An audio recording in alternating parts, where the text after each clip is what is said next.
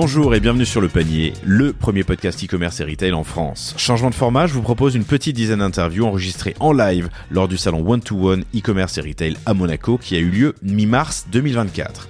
Le One-to-One, c'est le salon incontournable du e-commerce et du retail en France, où se croisent tous les acteurs qui comptent dans le secteur. J'ai voulu creuser quelques sujets qui me tenaient à cœur, dont l'UGC, les avis, les retours, la seconde vie et la circularité, avec une pointe d'IA dans tout cela.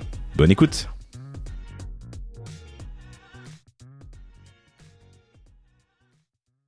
Bonjour à tous, bienvenue pour cette nouvelle capsule que j'enregistre au One-to-One à Monaco, le salon e-commerce et retail. Et cette fois un enregistrement à 3 et j'ai le grand plaisir de recevoir Pauline Lamarre, qui est directrice marketing digital, e-commerce et CRM, la totale de Fauchon, et Sandra Fernandez qui est directrice marketing de Splio.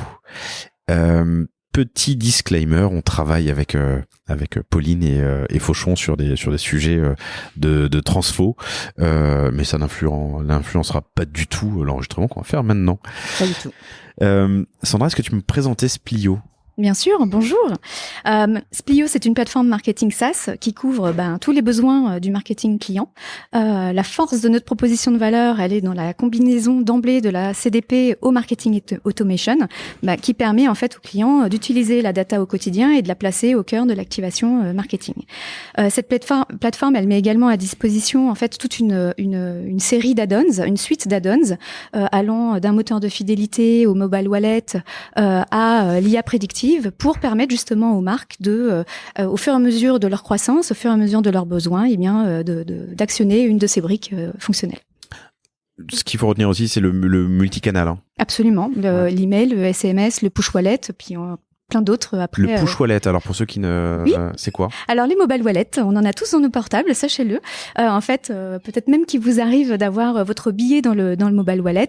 Donc le mobile wallet, c'est une app qui est native, donc dans un smartphone, Samsung, etc., et qui vous permet en fait de dématérialiser les cartes de fidélité, dématérialiser les invitations, dématérialiser plein de choses. Donc ça, c'est les wallets, on connaît. Et le push en mobile wallet, c'est quoi ? Et donc ça va être la notification qui est envoyée via le wallet. Ok, lors d'un achat, une transaction. Exactement, à proximité d'un magasin aussi, ça peut arriver. Donc ça a plein de use cases pour les retailers. Pauline, on ne présente pas Fauchon et on invite d'ailleurs tous les auditeurs, auditrices à venir écouter l'épisode, à aller écouter l'épisode qu'on a enregistré ensemble l'été dernier. Ça date, hein. Ouais, il y a quelques mois déjà. Je crois. Et donc, tu utilises Splio et c'est pour ça que c'était intéressant de vous avoir toutes les deux, l'outil et l'application de l'outil, son exécution. Comment est-ce que tu l'utilises au jour le jour ? Alors déjà, j'utilise Splio depuis 2017 maintenant, et puis ça a grandi avec la marque et on l'utilise à la fois pour animer nos clients via email, via SMS. Alors pas encore le push wallet, mais on va également utiliser Splio pour toute la partie fidélité, puisque notre programme de feed il est dans Splio, et puis pour avoir toutes nos données clients dans Splio, qu'elles viennent des boutiques ou du site. Qui l'utilise chez vous ? Qui l'utilise. Alors aujourd'hui, moi j'ai une CRM manager qui l'utilise, c'est son outil au quotidien. Et elle fait pas que ça, mais voilà, elle l'utilise au quotidien. Et puis moi sur la partie plutôt technique, sur les flux à mettre en place entre le site et Splio, entre les caisses et Splio, et puis toutes les données sortantes vers Meta, vers Google Ads et tout ça. Ça va faire 6 ans donc 2017.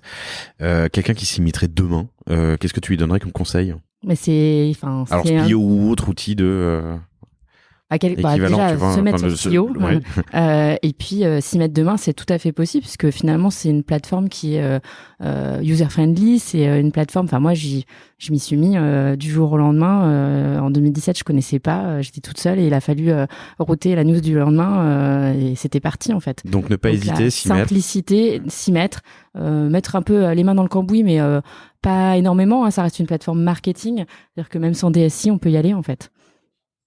Donc commencer dès demain, mettre les mains dedans et c'est marrant parce que on dit souvent ça sur le panier, mais il y a beaucoup de gens qui outsourcent ce sujet. Je pense que quelqu'un m'avait dit un jour, tu n'outsources que ce que tu maîtrises et que tu as compris, et donc mettre les mains dedans, tester, bidouiller quand on est encore petit et qu'on veut faire des tests ou de la B-test, ça me semble hyper important. L'omnicanalité, j'ai envie de dire, des canaux de communication de la plateforme, comment tu l'utilises, comment tu l'adaptes ? Du SMS au mobile wallet, peut-être Alors, à l'email évidemment. Ouais. L'email évidemment, hein, c'est le gros chez nous. L'omnicanalité, l'omnicanalité de distribution. Les canaux. Les canaux de communication. Ouais. Alors nous, on utilise vraiment beaucoup l'email. On va utiliser tout ce qui va être newsletter, mais depuis quelques temps, on a mis en place quand même pas mal de scénarios sur l'automatisation, tout ce qui est trigger marketing. Hein, on n'utilise plus trop le terme, mais c'est vraiment ça. Et finalement, on a une vingtaine de scénarios aujourd'hui. Avec des taux de conversion, des taux d'ouverture qui sont très prometteurs pour la suite. On va jusqu'à 50% de taux d'ouverture et on a quelques triggers à 9-10% de taux de conversion, donc c'est plutôt positif. Sur un projet qui va se mettre en place, Sandra, quels sont les 3 conseils que tu donnes à un commerçant, e-commerçant, retailer? Pour mettre en place la CDP, le marketing automation. Exactement, ouais. Déjà de très certainement se renseigner auprès d'un utilisateur. Je trouvais ça super. À la sortie de l'atelier, en fait, on est venu me voir et on m'a demandé pas mal de choses sur l'utilisation de la plateforme. Donc du coup, peut-être d'aller voir Pauline ou d'autres utilisateurs pour en savoir plus un petit peu sur l'utilisation de la plateforme au quotidien, etc. Aussi peut-être de suivre un peu régulièrement ce qu'on se dit et ce qu'on fait, parce qu'en fait on fait énormément évoluer la plateforme. Donc là, l'année dernière, c'était l'acquisition de TinyClues qui nous a apporté donc l'IA prédictive. Ça a été également les développements du moteur de fidélité. Bon, à chaque fois, en fait, on accompagne l'actualité avec des nouveaux développements, de nouvelles innovations. Et là, récemment, l'année dernière, la CDP, qui est en fait un peu le mot que tout le monde a à la bouche en ce moment à Monaco. Customer Data Platform, ouais. Absolument. Pourquoi tout le monde a la bouche, tiens? Mais parce que la data, parce que ça fait hyper longtemps qu'on parle de data-driven marketing et qu'en réalité, le marketing peut être vraiment data-driven si on a une CDP intégrée au marketing automation.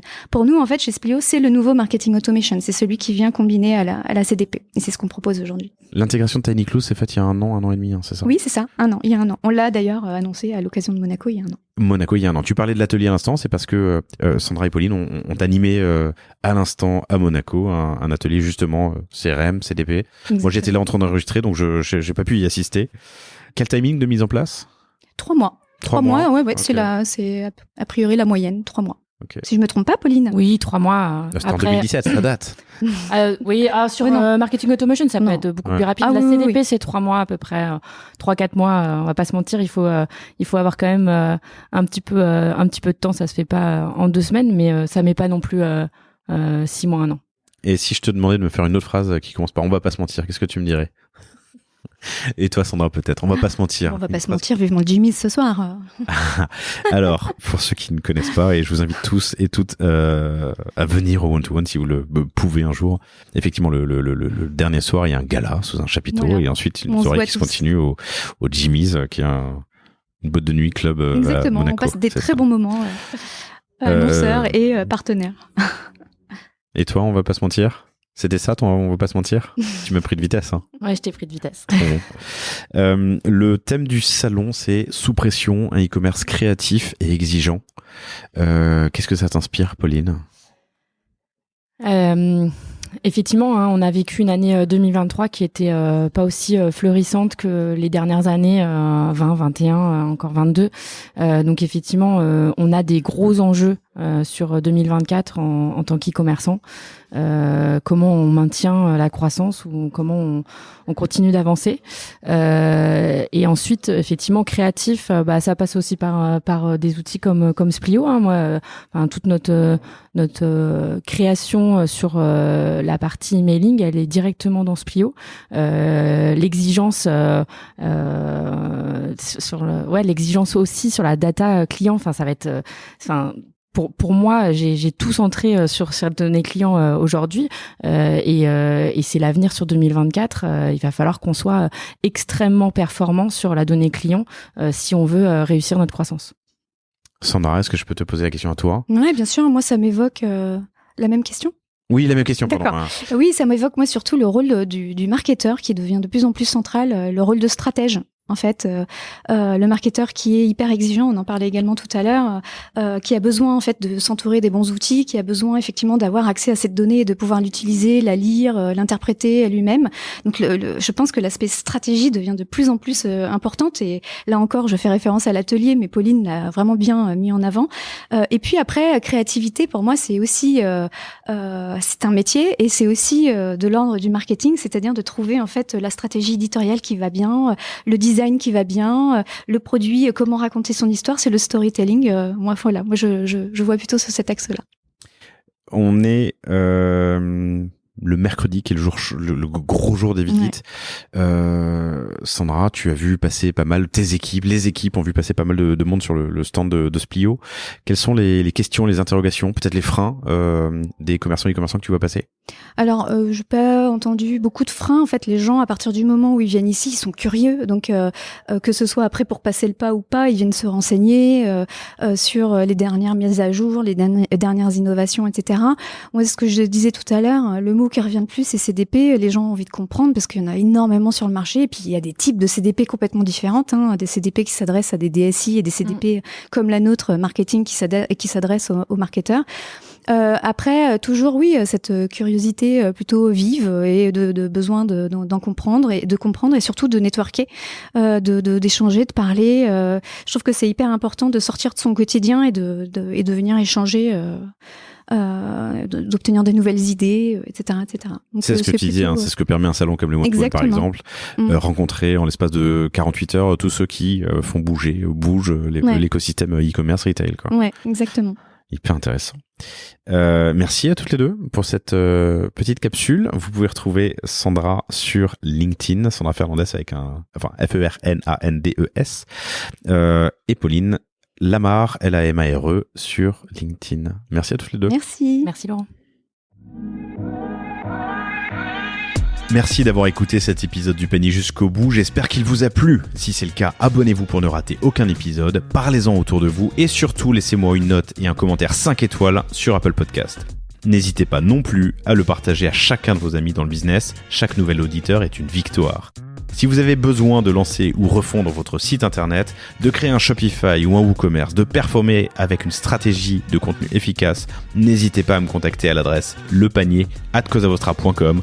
On se fera un plaisir de vous répondre. Et enfin, et surtout, inscrivez-vous à la newsletter du panier sur lepanier.io. À bientôt pour un prochain épisode.